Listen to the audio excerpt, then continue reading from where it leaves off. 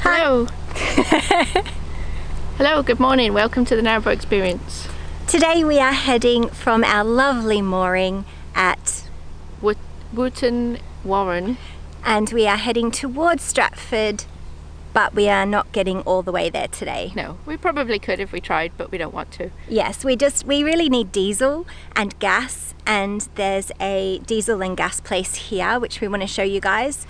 Then we have a lock to do. Yeah, and a super exciting aqueduct. Oh, it's just gorgeous. We've already gone and walked over it, so we want to share that with you guys as well.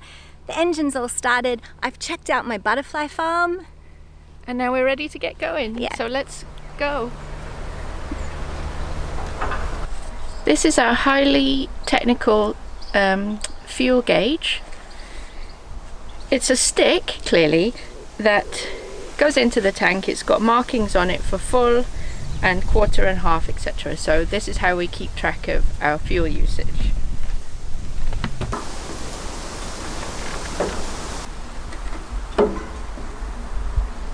We're just over half full at the moment, so probably about 2/3 full. I just wipe it down with a paper towel so as not to get any diesel in the canal.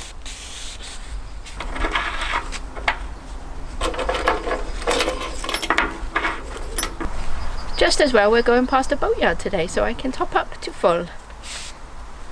At the end of today's vlog, I'll sit down and check the figures and let you know exactly how much we've used in what time frame, and share that information with you, because we do get a lot of questions about how much diesel we use on our narrowboat. We also have our gas locker, which is connected up to a gas bottle. That gas bottle unfortunately probably has about 2/8 left. A quarter left, and so it's not really worth changing it out at the moment, but we do have an empty gas bottle, so we're going to take advantage of the diesel, where we're getting the diesel, to actually exchange the gas bottle as well. A little tip that I learnt when I used to fill up gas tanks for a living is that you can kind of move the gas a little bit in the tank and it will go really cold, and then you can put your hand quickly on the side and you can see where the gas line is. And in our case, out of the whole gas bottle, it's probably that much, which I do think is about 1/8 actually. We're not going to disconnect this one and exchange it, because 1/8 of a gas bottle is still 1/8 of a gas bottle. We're going to change our empty one out. Perfect. I'm just going to pull up on the aqueduct, is that right? Okay, thanks so much. Bye.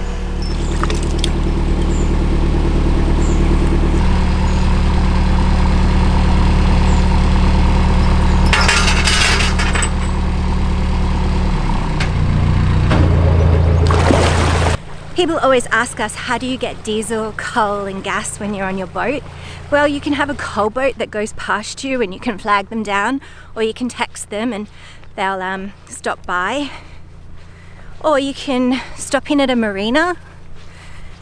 Or in our case, we're actually going past a hire company who hires out boats for day trips and overnights and holidays. So we rang them and said, do you sell gas and diesel? Because it's always best to ring ahead. And they said, we sure do. So we are stopping in there now to get our diesel and our gas.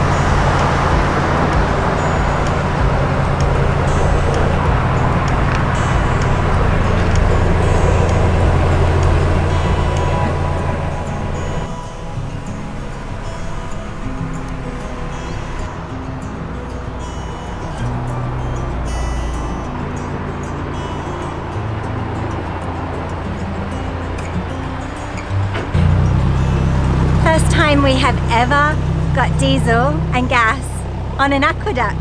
We did fill up a diesel once in a lock with one of the fuel boats. That was our second most interesting place to get diesel. But that was awesome. Lovely Yeah. guys, really friendly. They're excited to be working again and hiring out boats, so that's a really awesome thing. Yeah. Aqueduct!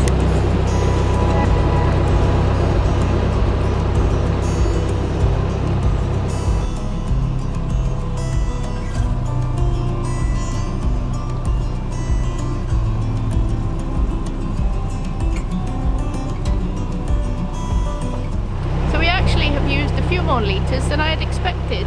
But as I said at the beginning, I'll go through the full figures with you right at the end of this vlog. Now we've just got a nice stretch of lock-free cruising, and it's really lovely along this canal, and I'm really looking forward to exploring it more.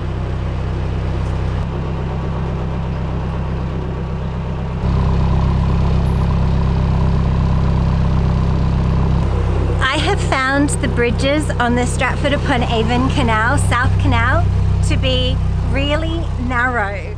There's nothing in it. I'm actually really enjoying them because it's kind of forcing us to go a little bit slower, and just kind of reminds you about why you are on the canal in the first place, to just travel so slowly and enjoy the surroundings, and it's Yeah. just so lovely.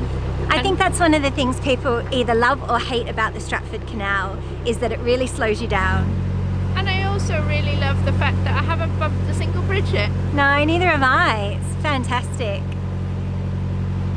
I'm going to bump the next one now. I'll check. So just coming up to the Beerley Lock, it's the first lock you get to if you do this journey in a non-stop kind of fashion. It's the first lock you get to since you've been at Preston Bagot, and also it's the last lock before Wilmcote. So we're going to be stopping before we get to the locks at Wilmcote, but we are going to be stopping at Wilmcote. I thought it was called Odd Lock. I'm not 100% sure. I think it's called Beerley Lock, and Kath thinks it's called Odd Lock. So if you happen to know, because you are from the area, could you please leave us a comment below, and also tell us which one's right.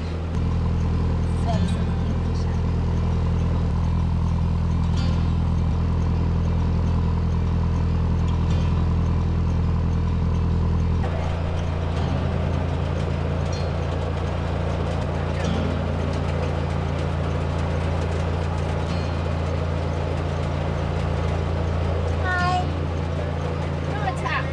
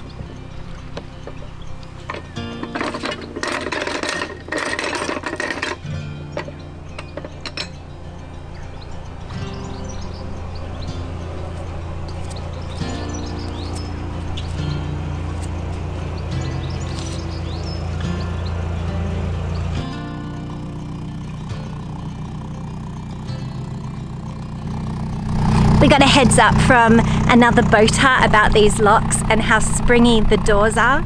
So I think it's because they don't leak at all. They tend to spring back open, or they just don't like to be closed. That one's actually being really obedient now that I've said something. Spooky.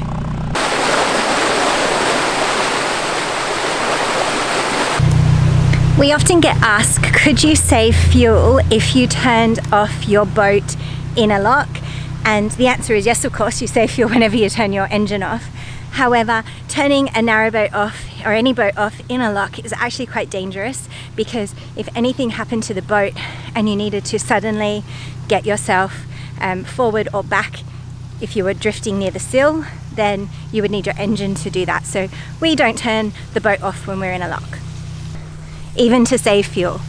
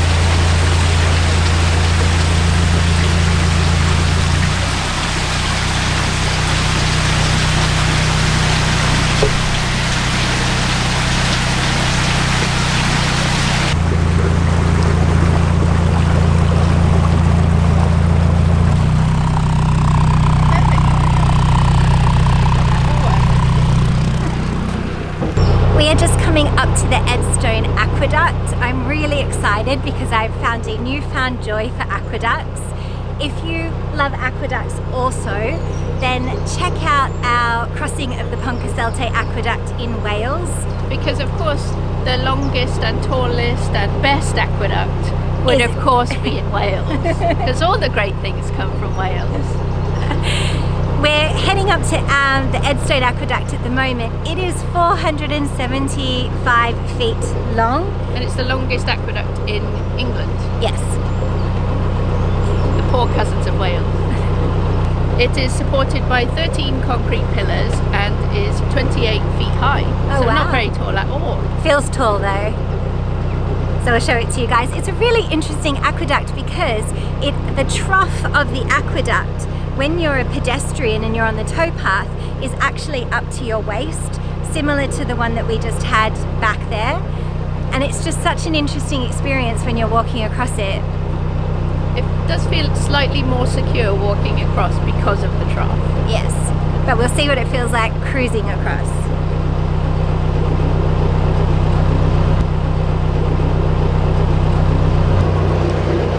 One of the stories from the plaque at this aqueduct is that before this canal was reopened, the locals used to do their swimming lessons here.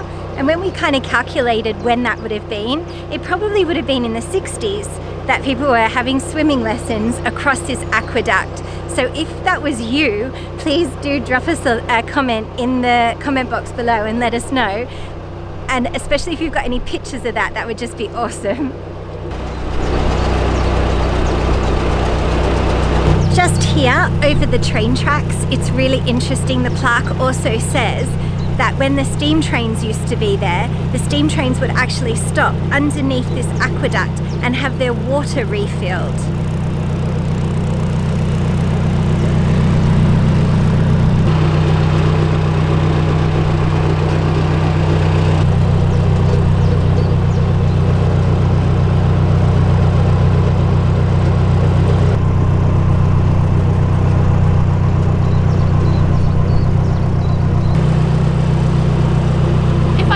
That aqueduct a score, I would say it was my third favourite of all of the aqueducts that I've done.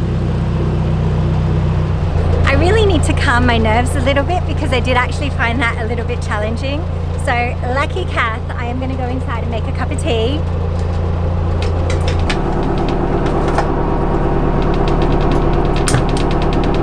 We really did find that we were using a lot more gas during lockdown because we're not eating out as much. So we did go for a little bit more gas than we usually do.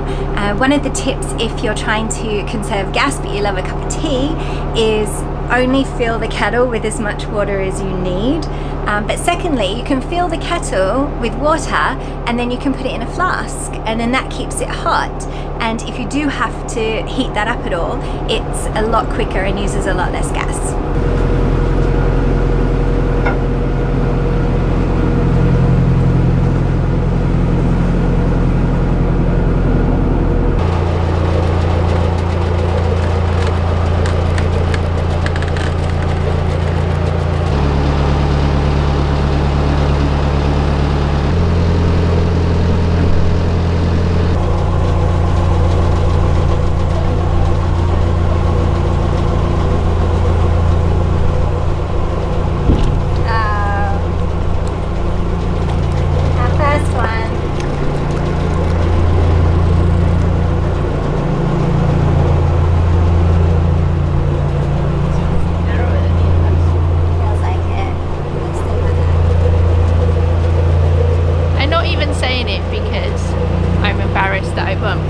Saying it because it's actually true.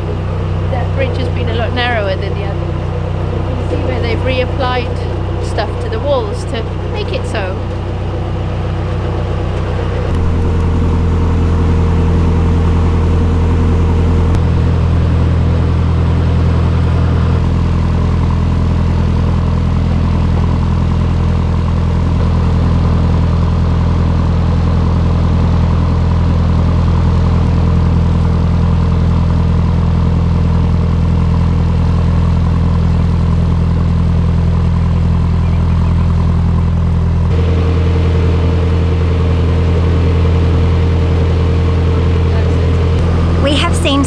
any butterflies out and about today, and it reminds me that I have another YouTube channel called Art by Anna Marie, and I actually have a free lesson on how to paint a butterfly.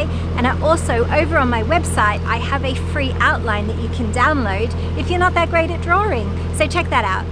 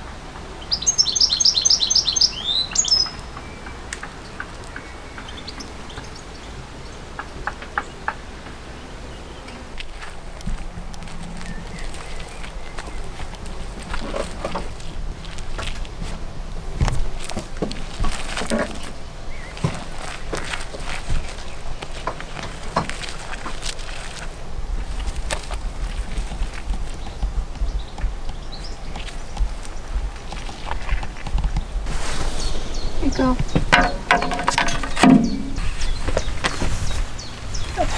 Sorry. Good boy.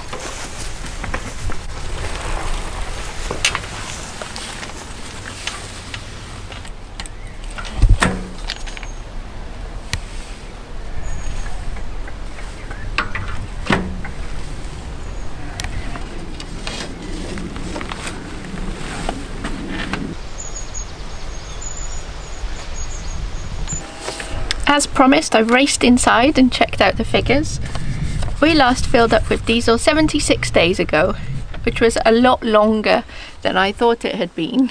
Yeah, especially for having more than half a tank left. Yeah, so we put in approximately 90 litres of diesel today, which if we were running every day, that would work out an average of 1.2 litres per day. But obviously, the majority of that time has been spent in lockdown, with us just moving to get water and using the diesel to get to heat water and give any top-up charge to the battery. So it's not normal times, so it's not a normal diesel usage figure. But it is good to share the figures with you. Yeah, so if you were moored up over winter, that's probably what you would expect to use moving once a week. Yeah, we're here for a little while now and we're going to do some exploring. We've got to catch a train to get some groceries, and then we are definitely heading into Stratford upon Avon. Yeah, if you want to see the rest of our journey towards Stratford, then please do click the subscribe button. And if you're interested in learning how to paint watercolour, click over to Anna Marie's channel. We'll put a link to beginners watercolour guides in the description, and spend your time learning to paint. That's awesome. Thanks. That'd be great. Thanks for watching today, guys. We'll see you again next time. Thanks, Bye. guys. Bye.